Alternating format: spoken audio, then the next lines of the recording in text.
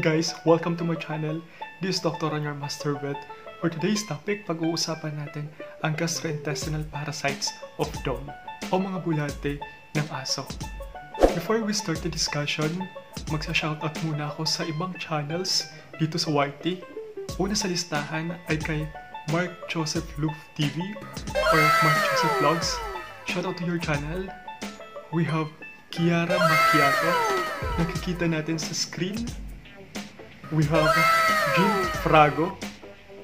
We have Lins and Mom C Vlogs. We shout out to all your channels. Guys, please visit their channels as well. Alright? Okay, without further ado, let's start the discussion for today.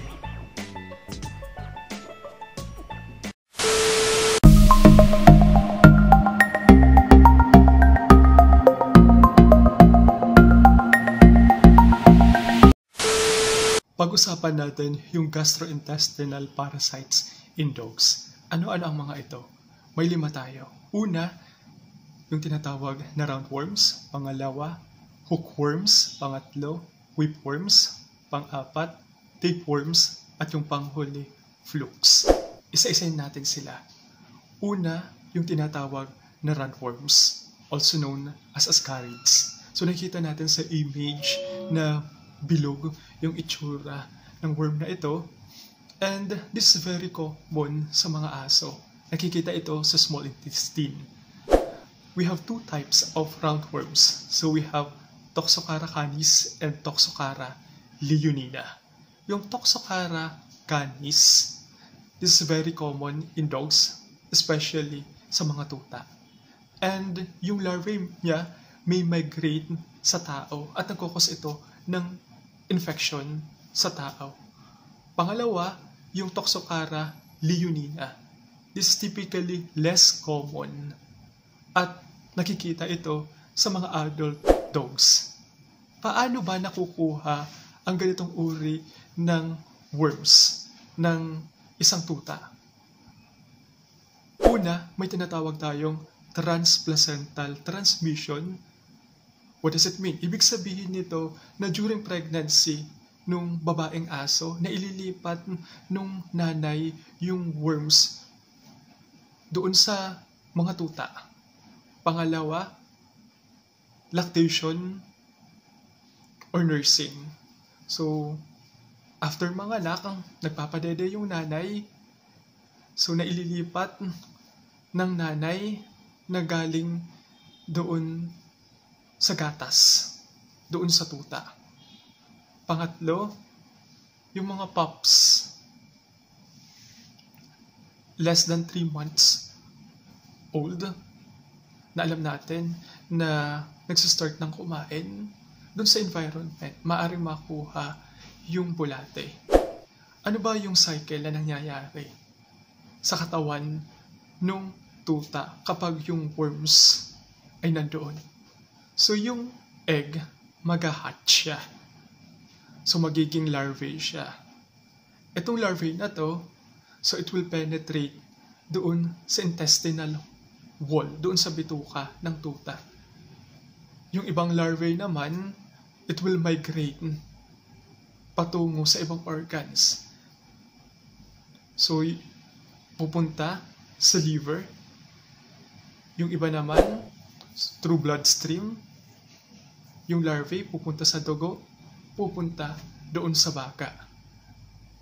Kapag nandoon sa baga or lungs, yung tuta, ika-cough niya. So, iubo niya. At yung naiubo, isa-swallow. So, lulunukin ulit ng tuta na may larvae. At yung larvae, lalaki doon sa intestine. And the cycle repeats. Yung ibang larvae naman, mapupunta sa iba't ibang parte ng katawan, sa tissues ng dog for several years. Pero, inactive form siya. So, natutulog lang yung larvae sa tissues. So, magiging active siya kapag yung immune system ng aso ay bumaba or nasuppress. Normally kasi, yung mga adult dogs, may resistance sila sa roundworm infestation kapag malaki na sila. Pero kapag, for example, yung female dogs ay nagpuntis, so bumababa yung immune system, nasusuppress. So yung inactive larvae, magiging active siya. Kaya yung larvae pupunta doon sa placenta patungo doon sa fetus. So naililipat nung nanay yung larvae doon sa fetus. Or yung larvae pupunta doon sa mammary tissue. So pupunta doon sa milk and then colostrum. Kapag nadede nung tuta yung gatas na may larvae, so maililipat o makukuha nung tuta yung larvae na magiging bulate sa tiyan. Ano yung simptomas ng isang tuta na mayroong intestinal parasitisms, mayroong bulate sa katawan?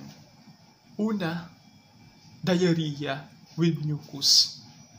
So yung tuta nagtatae, mapapansin natin na yung tae may parang sipon na kasama. Pangalawa, vomiting.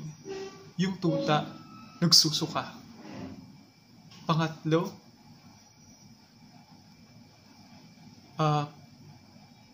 pot-bellied appearance. So makikita natin na yung tiyan ng tuta ay malaki, hindi normal sa katawan niya. So it's an indication na yung tuta ay may bulate sa tiyan. So malaking malaki yung tiyan ng tuta. Pang-apat, weight loss. So mapapansin natin na malaki yung tiyan ng tuta, pero yung katawan niya maliit. Isa pa, nagkakaroon ng lethargy. So nanghihina yung tuta. Nagkakaroon ng dehydration. So dehydrated yung dog. Makikita natin yung coat o yung balahibo ng tuta. Very dull, shaggy, very poor, pangit tingnan. At kung minsan, yung stool ay may dugo. Yung kulay, light red to dark purple. Nagkakaroon din ng deficiency in nutrition and anemia. Dahil nga may dugo yung tae ng tuta, so magkukos ito ng anemia. Nagkakaroon din ng intestinal blockage. Kapag marami yung worms doon sa bituka ng tuta, so pwede itong bumara, magkukos ito ng blockage. At pneumonia or pamamaga ng baga or ng lungs ng tuta dahil sa presence ng bulate. At it can lead to the death of the puppy. So maaring mamatay yung tuta because of intestinal parasitism. And the second one is hookworms. So tinatawag nating Ancylostoma caninum, which is the principal cause of canine hookworms disease in most of tropical and subtropical areas of the world, such as Philippines. So very common ito dito sa Pilipinas. Kaya tinawag siyang hookworms. Makikita natin sa image na yung head part niya parang hooks. So it hooks dun sa lumen ng intestine. So magkokos ito ng internal bleeding sa loob ng bituka. Kasi itong worms na ito, they are blood suckers. So magkukos ito ng anemia sa mga young puppies, and this is fatal, nakakamatay. The third one is whipworms. So yung mga adult whipworms o tinatawag nating Trichuris vulpis, which is typically found sa colon and cecum, which is part of the large intestine. Large number of whipworms na makikita sa colon and cecum ng large intestine, magkakos ito ng inflammation o tinatawag nating colitis, namamaga yung large intestine. Katulad ng hookworms, they are bloodsuckers, so sumisipsip ng dugo, kaya magkakaroon ng bleeding, kaya yung stool may dugo. At magkakos ito ng anemia sa puppies. The fourth one is tapeworms, also known as cystodes. So makikita natin sa image, kaya tinawag siyang tapeworms para siyang tape, segmented worm siya na makikita sa small intestine. Yung kilala, tinatawag nating Diphylidium caninum, which is the most common type of tapeworm of dogs and cats.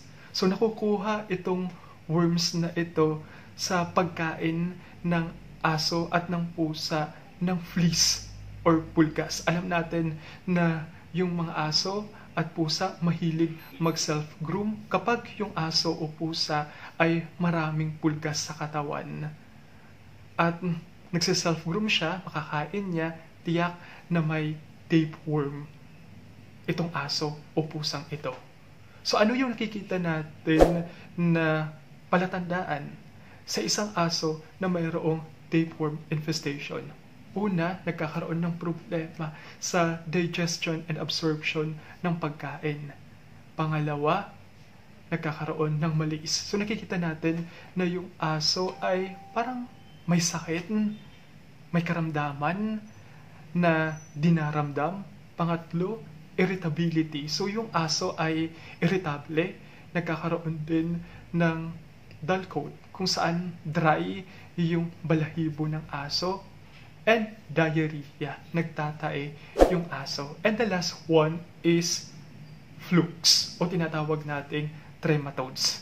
So may dalawa tayo. So we have the intestinal flukes and liver flukes. Kaya tinawag siyang intestinal flukes dahil makikita siya sa intestine, and liver fluke dahil makikita siya sa bile duct and gallbladder of the liver. And so it may cause mild to severe liver disease. Nagkakos ito ng fibrosis o pangangapal ng tissue ng atay.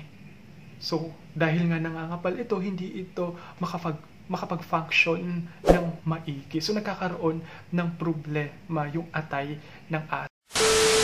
At paano naman ito maiiwasan? Of course, through deworming. Ito yung pagbibigay ng gamot sa aso upang patayin itong mga bulate na ito. Kahit sabihin natin na yung mga adult dogs, they have resistance sa infection, still, may access pa rin sila sa surroundings, nakakakain pa din ng lupa, at maaring makuha pa rin ang bulate na ito. Especially sa mga female dogs na magbubuntis, para maiwasan na mailipat yung worms doon sa mga tuta. At sa mga newborn puppies, so 2 weeks after birth, kailangan na i-deworm yung puppies 4 na beses, na i-deworm in 2 weeks interval, and kailangan i-deworm every 3 months. So that's it for today about our topic, gastrointestinal parasites sa mga aso. I hope may natutunan kayo today. And don't forget to subscribe my channel, Master Vet Official. And don't forget to hit the notification bell para lagi kayong updated sa mga videos niya upload ko. Alright? So this is Dr. Ron, your Master Vet, signing off. Good day and God bless all. Bye!